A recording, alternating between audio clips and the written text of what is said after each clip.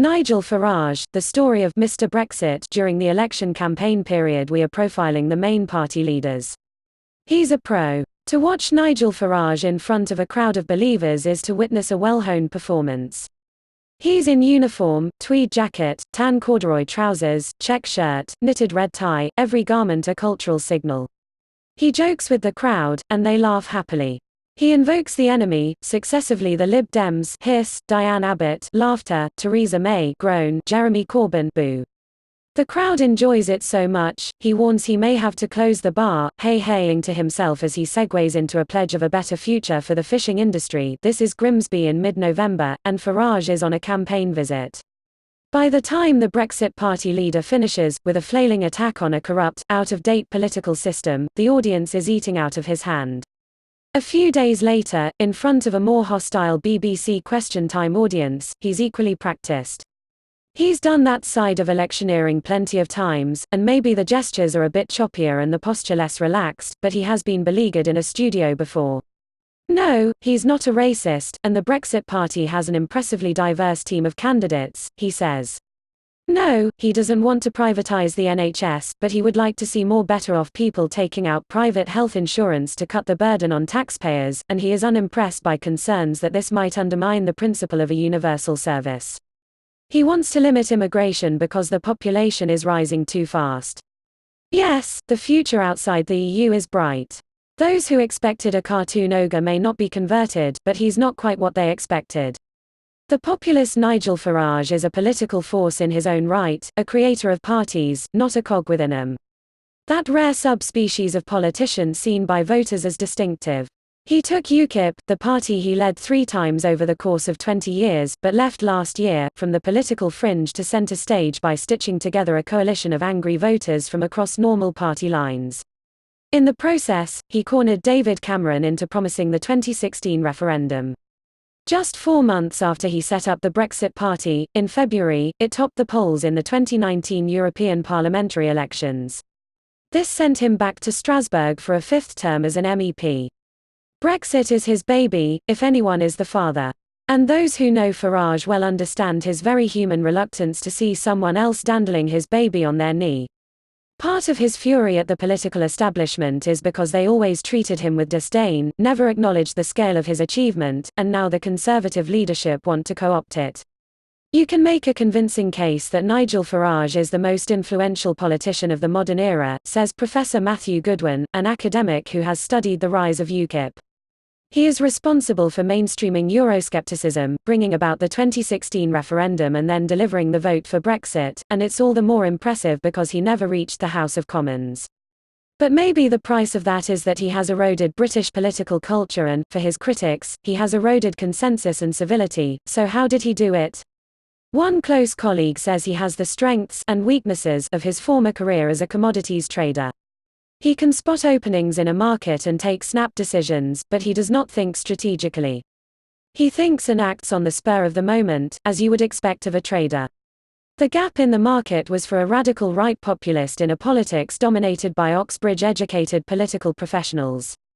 Farage may be a prosperous, public school-educated MEP, who can look forward to a generous European Parliament pension after his 20 years in Strasbourg, but his language, style and character were shaped to appeal to working-class blokes and middle-class Eurosceptics. His clothes, his talk about World War II, the drinking and the laddish vibe all appeal to disaffected voters who don't connect with the elite of orthodox politics. Nigel Farage timeline. Nigel Paul Farage was born 3 April 1963 in Kent. His stockbroker father was an alcoholic and walked out on the family when Nigel was 5. Farage attended fee-paying school Dulwich College in southeast London. At 18, he got a job as a trader in the city. In his 20s Farage was run over by a car, sustaining major injuries. He married his nurse, Gronya Hayes, in 1986. In 1992, he left the Conservatives in protest at the signing of the Maastricht Treaty. In 1993 he became a founding member of UKIP. Farage was elected to the European Parliament in 1999. The same year he married his second wife Kirsten Mayer. He resigned as UKIP leader to stand in the 2010 general election. On election day, Farage was seriously injured in a plane crash. In 2014, Farage led UKIP to the largest share of the vote in the European election. In 2019, Farage stood down from UKIP and launched the Brexit Party. Douglas Carswell, a Conservative MP who defected to UKIP and the only person ever elected under a UKIP banner at a general election, says Farage is driven by his cause. If you asked Cameron, or Gordon Brown, or Theresa May why they wanted to be Prime Minister, they would give you vague answers about being good at the job. Nigel genuinely went into politics to get us out of the European Union.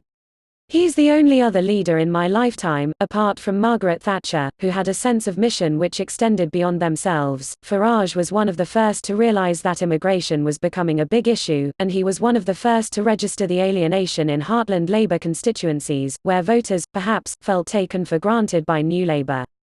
He talks about how at the Oldham by-election of 2011 he walked through the streets and realised those votes were up for grabs, because, he thought, Labour was no longer connected to the concerns of their heartland voters. It was Ed Miliband's decision not to commit to an EU referendum in 2015 that allowed UKIP to take 4 million votes, many from Labour, in crucial marginal seats. That tilted the electoral balance and allowed David Cameron to win in 2015, but only at the price of committing himself to a referendum. Anti-establishment. The Brexit Party policy offer is centred on the idea of a challenge to the establishment, in what the party calls a contract with the people, an idea that echoes the Republican contract with America which won them the 1994 congressional elections. The focus is on ditching what they see as unpopular ideas foisted on an unwilling population by an unaccountable elite.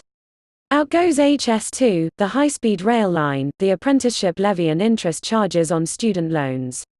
In come promises of investment in left behind Britain and policies to revive the high street. There's a particular promise to regenerate fishing communities. Farage is often criticised for his poor attendance record as a member of the European Parliament Fisheries Committee, one out of a possible 42 meetings. He has said the committee is pointless and has no legislative or policy role.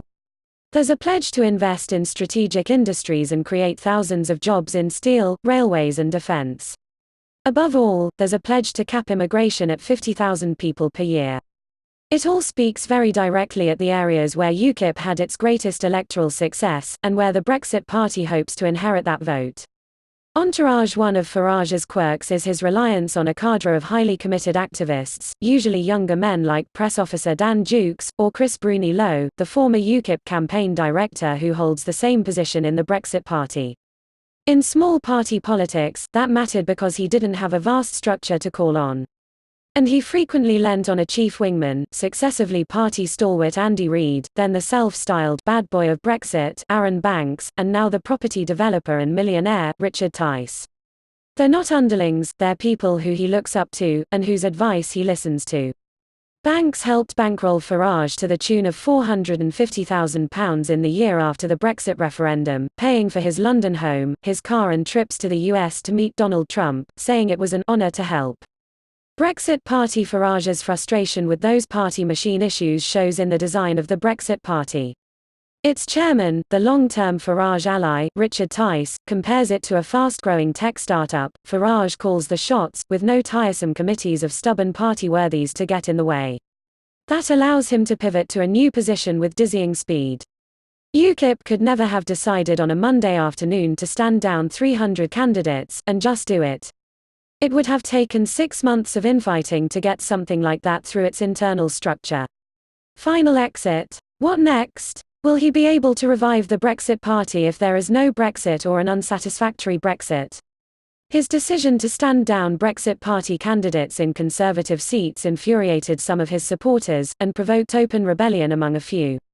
It may be hard to get the band back together again. Despite his confident exterior, this is the first time Farage has found himself on the defensive, but he continues to insist that the Brexit Party is needed, although after the UK leaves, it might need to be rebranded. And John Woodcock is struck by the remarkable way the UKIP-Brexit Party electoral coalition has on occasion collapsed in on itself and then reassembled, particularly for mid-term elections like those for the European Parliament. Farage's sense of ownership of Brexit is deeply, deeply personal, and makes it hard to let go, and stand aside to allow Boris Johnson to deliver it. So could the man who spent 30 years in the wilderness arguing for Brexit ultimately be the man who stops it happening altogether? The question is whether he knows when to stop, or is even capable of stopping. There are, Farage watchers say, two Nigels, Nice Nigel and Nasty Nigel. They reflect the fun, patriotic, Del Boy side of populism, and its angrier flip side, in other words, the charismatic, optimistic, happy warrior or the angry populist Dark Knight. And this election could still turn on which one emerges in this campaign.